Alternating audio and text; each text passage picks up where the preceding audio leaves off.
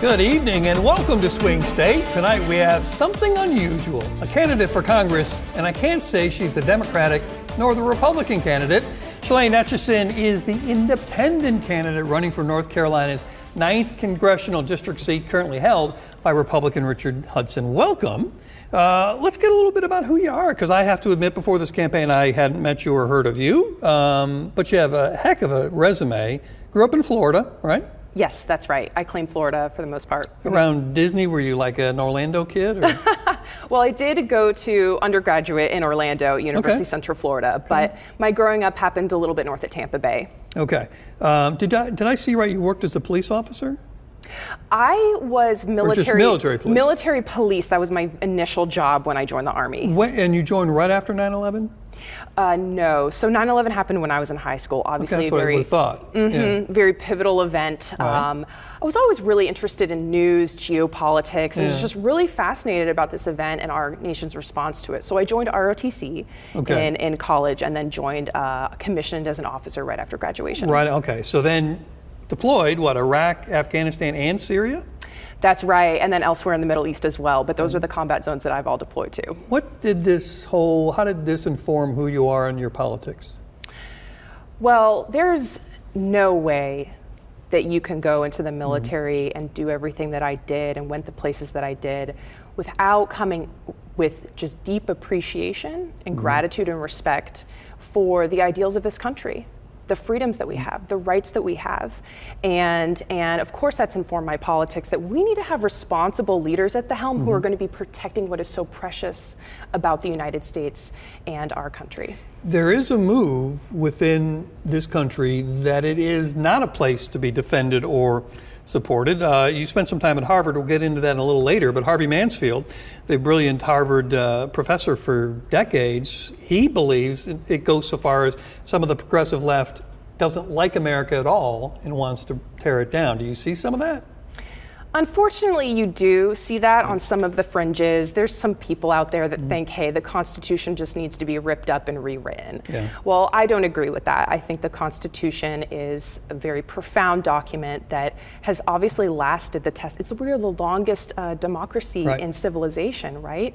It's just a matter of having leaders who are going to adhere to the principles of that document. We don't need to rewrite it. And the very first one in which the founding documents were written to say the people are in charge, not anyone's birthright of divine right of kings. That's right. Which helps out. All right, consent of the governed. So why run as an independent? Well, Bob, I don't know if you've seen our politics lately. I have. That's kind of what I do here, yeah. You know, most people agree, and statistics show the American people are really upset with the gridlock that's going on, the divisions, the polarization, the theatrics. We all see it, we all know it, we feel it. And this is going to be part of the decline of our great country. And unfortunately, the two major political parties have not been responsible leaders at the helm. And if you just look at the numbers, the majority of Americans right now in our country are identifying as politically independent. That says something. Well, I am registered unaffiliated is what it's called. Yes, unaffiliated here in North Carolina, that's right. So have you ever been a member of either party? Yes, so I grew up in what I call kind of a Reagan Republican household. My parents were small business owners, and so I'm so proud of what they built their business to, with a lot of risk and grit and determination in that. And so, you know, principles of sort of smaller government, some fiscal conservatism as well. But I never have really fully bought into, you have to believe fully in this political ideology or that political ideology. I remember going to my very first Young Republicans Club and not really liking the way that they were talking about people from the gay and lesbian community. And I didn't really like the way they talked about, you know, women's reproductive rights. So I've always been a little bit of a free thinker. And Thomas Mills, one of your advisors, worked for Democrats for years, so you have that influence too, coming from your parents, and then you have Thomas. The party system, though, would give you a better opportunity to win and then have the kind of influence you're talking about. I mean, the system is built for parties. Sure. just because something is the way it is right now doesn't mean that we are beholden to having that be our fate always. Right now it's not working, so we have to be brave and willing to do something different. The advancement of our country has never happened because we just were, well, this is the status quo. Right. That's not what Americans are all about, okay? We are bucking the status quo, and we need to start doing that in the political arena. Did either party, though, try to recruit you to run? No, they didn't. No. Okay. No. If you were to win, you'd have to choose, well, I suppose you didn't have to, but likely you would choose a party to caucus with, correct? Sure. So I say there's no blueprint for this, right? Right. Well, there is in the Senate. Well, I'm going to push back on that. Okay. The independents in the Senate all started with a political party, okay? Right. And so, Bernie Sanders, Angus King, they're all Democrats before. So it's natural that they're going to be caucusing with the Democrats. It has not been done where there is a true independent like myself that gets elected to Congress. Well, have you thought about what you'd do then? I mean, would you choose a party to caucus with or just kind of float? Well, I would consider myself a swing vote. And what power would that yield, right? With such slim majorities that we're seeing right now. I'm also going to have to consider, what position is going to be able to do the most for the people of this district. Maybe that's caucusing with whoever's in the majority, but here's one thing. Whoever you caucus with, that doesn't mean that it's a guaranteed vote, nor does that mean that I'm going to compromise on what I believe is important in my values and principles and how to best serve the people of the district, of the 9th District. I assume you'd love to have a debate between the 3 candidates for this? I think the people would love that. I think that they need to hear from all 3 of their candidates. Yes. Do you run into the other 2 candidates, the Democrat and the Republican, at all out there campaigning? I've run into the Democrat nominee before, but not the Republican. Not yet. Really? Not yet. Well, maybe give him a call. Sure. I think I actually have his number, and I think I can probably set you up because we had him in here in this very seat. Great. Well, I have called his office for help before as a constituent. Okay. Sure. All right. Fair enough. Did you get what you wanted? I actually did. Okay. I don't know if it was his office, but anyway, it was about an Afghan refugee resettlement. I was very active in helping with that as a service member and the unfortunate fallout of Kabul and Afghanistan. Right. We had some Green Berets in here right after that happened, and they walked us through how our obligation to get these families who had helped us out of there. Yes. And they were working hard at it. It was really impressive. Oh, it was, yes. All right, now that you know a little bit about who Shelane is, let's get into what she believes. That's coming up as we get into the stickiest of political subjects next.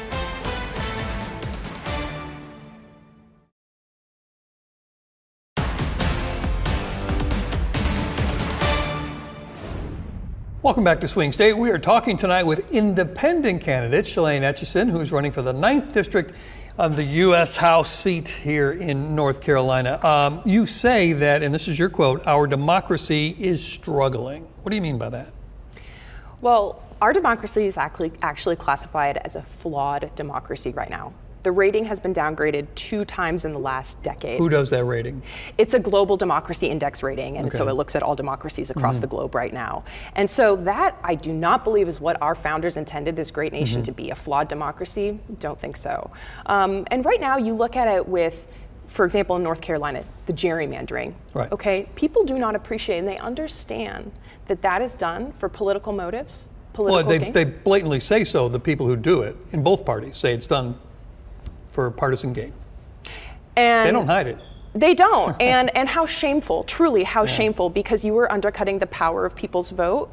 And I don't appreciate cheating. And I think that you ought to win off the merit of what your arguments and what you're going to be bringing to the people who are going to be voting for you. Before we get into more of the issues, let me bring up my hobby horse here, and that is primaries are killing our politics. It used to be the parties would come out and say who represents us but gets enough of the middle to win, and that's how we kept ourselves fairly near the center.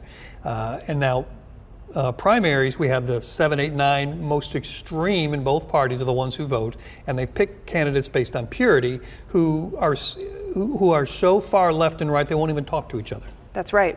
That's right. Yeah, that's a huge issue. And I think that there's reforms that we can do to help fix that, like instating open primaries as well, and or ranked choice voting. as well. Yeah. And so that's going to force candidates and parties to start appealing to a wider swath of the electorate, not just those on the fringes. And we all see that members of Congress are moving farther and farther to the extremes. That is not representative of the American people. And again, that goes back to why so many folks are registering as unaffiliated or independent, and why I would love to represent them. You list protecting individual liberties as the first item you would work for on the list, and this is your quote: protecting a woman's right to make her own reproductive choices. To what degree would you accept any limits on abortion? I think there's a lot of common sense consensus around this issue. There is consensus, yeah. Absolutely, absolutely. And so there gets to be a point where there's fetal viability. Most Americans agree that there should only be abortion in rare and extreme circumstances after that, okay? But who is the government to be injecting themselves in these deeply personal decisions that women and their families and their doctors are going to have to make? I don't believe that that's really the principle of small and limited government. And I'm not going to be a hypocrite about applying it to that issue and not others. Sure. Let me play devil's advocate in that there are two sets of DNA that come together to create that child. Does a father have any say in this matter?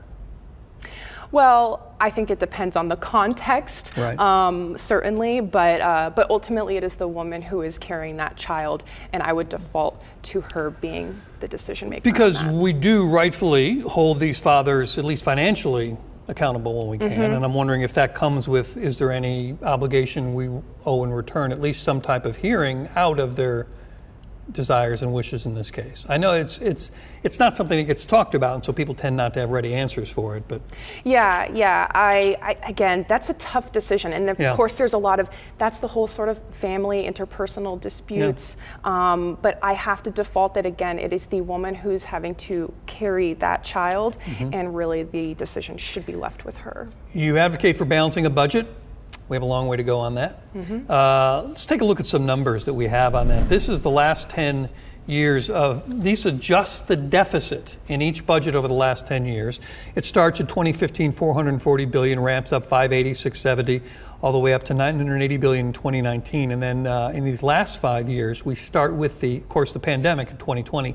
We start with every one of the last 5 years, more than $1 trillion of borrowing in each budget.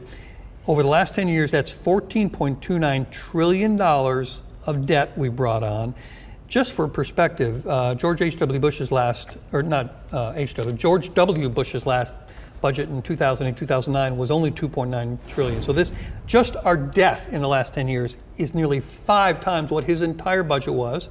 You, as a member of the military, a former member of the military, can understand how it can be alarming that we now spend more on interest on the debt every year than we do our own defense.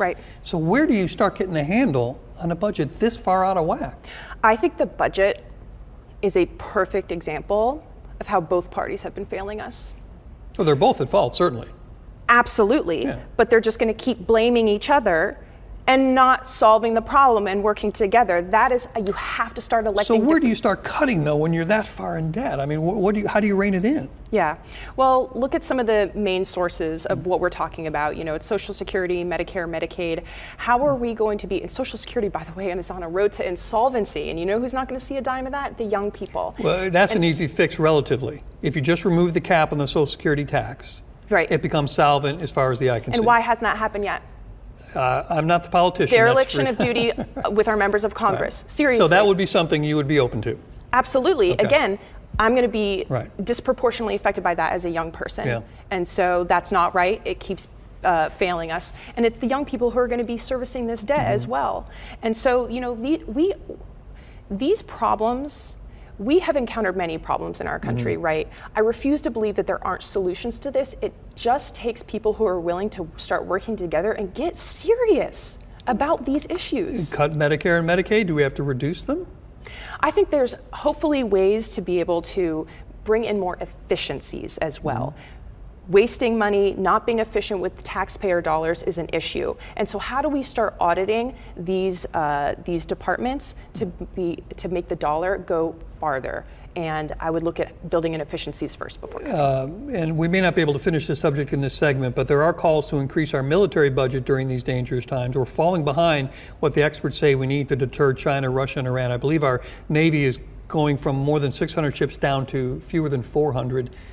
Do we need to increase the military budget? We're barely at the 3% GDP that NATO wants everyone to be. Again, I'd look at the efficiencies of what's going on in the DoD budget. I mean, we do have a large budget. We can't compromise on having a strong military. That's my whole background. We need to be having a strong military, making sure that we are modernized and well equipped into the future to counter China, Russia, Iran. So you'd be open to increasing the military budget if you felt it needed to be? If that's what we needed to do, but also you can't just do there needs to be some sort of accountability and controls as well. And DoD is no exception to the other departments that we ought to be asking for. Quick note, of the 9 countries that meet the 3% GDP spending on defense, 6 are former Soviet republics. I think that tells us a lot about some. Still more to come tonight, including whether Shelane backs any candidate for the presidency, plus how her Harvard MBA might revolutionize government.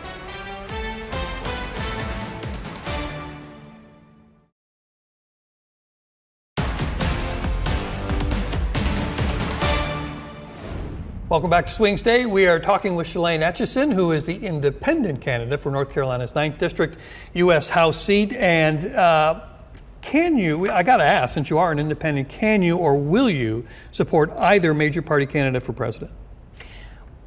Well, these are the 2 most unpopular candidates for president that we've seen in our modern times. 2016, they weren't real popular either, but one of them's back. It's getting worse, Bob. It's getting worse. It is by the polls, yes. And yes. And so, count me into that 70% of Americans that feel that way. I believe that, we have a great country with so many people.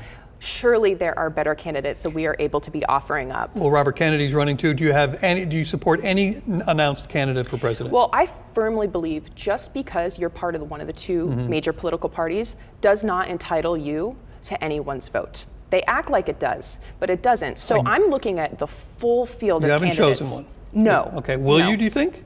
Publicly? I don't know. We'll see. We'll see. But right now, I'm assessing all of them. For you, what constitutes securing our borders? I believe in law and order, okay? One of the roles of federal government is to secure our sovereign territory. Yeah. That's not a radical idea. Without borders, you have no country. Right, that's not a radical or shouldn't be a controversial idea. So certainly we need to secure our borders, we need to support our border patrol agents and make sure that they have the equipment, resources to do their job, bring back law and order to what's going on in the southern border. But equally, we also need to reform our immigration system as well, okay? The immigrants are not inherently bad. We do need them for our country, our economy, both in low-skilled labor jobs, but also the high education roles as well. But we've taught them by our actions as a government to, if you're going to wait in line and do it the legal way, you're the sucker, so to speak. Yeah, I was talking about Afghan refugees. Right. Some of them have gone through our southern border because they know that that's viable for them. That's wrong. We need to get our act together and secure the southern border. As a former member of the military, would you advocate, especially considering the drugs that are coming in through that border, would you advocate using the military at the border? I think that we have a border patrol that need to be well equipped and resourced first. And there's just unfortunately, there's a really good border bill that was put out by the Senate. It wasn't even heard by the Republicans in the House for political reasons, unfortunately, that would have given more resources to what the Border Patrol needs. Well, the House did one too, and Kathy Manning, this current 6th District member of Congress here, was on this very show talking about it, and it did have a lot of things the Republicans wanted, and it appeared like when former President Trump said, no, I want this as an issue, they just scuttled it. Yeah. Is the way it appears. All right. One more thing on the border. What do you make of President Biden's recent executive order to shut down the border after 2,500 illegal crossings happen in any given day? That's nearly 1 million illegal crossings a year. I assume that would be sort of a non-starter for you, because it doesn't sound like securing the border. No, it's I don't understand where it's like that number's allowed, but so I mean, I guess it's something better than nothing. But no, it's common sense that we need to secure the border. We need to understand who's coming into our country and what they're bringing. And again, this is also for the wonderful immigrants that want to come here with legal pathways as well. Nearly 30,000 Chinese nationals have crossed the border illegally. I can't think they're all here. Many of them may be here to seek a better life My guess is some of them are here to do harm. And I think your history in the military would have taught you something similar, that our enemies want to take us down. All right, let's get on to the, I promise people would talk about your Harvard MBA. Not a lot of people have that. George W. Bush had one, though, actually. Yeah. He was the only president to have an MBA, and it was from Harvard. You say you want to bring more of a business acumen to government.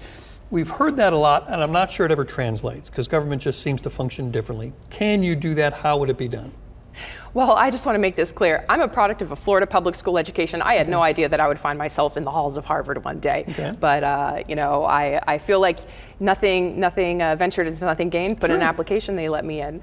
But I do believe, you know, we the people, we are customers in a way, right? And our public servants ought to be having that at the forefront of their mind. But they can't choose, you know, and again, we were talking about the anti-competitiveness in our elections, unfortunately, but we ought to be looking at how are we best serving the American people, the American public. And a lot of that looks at, I was talking about tax dollars and efficiencies, building in efficiencies.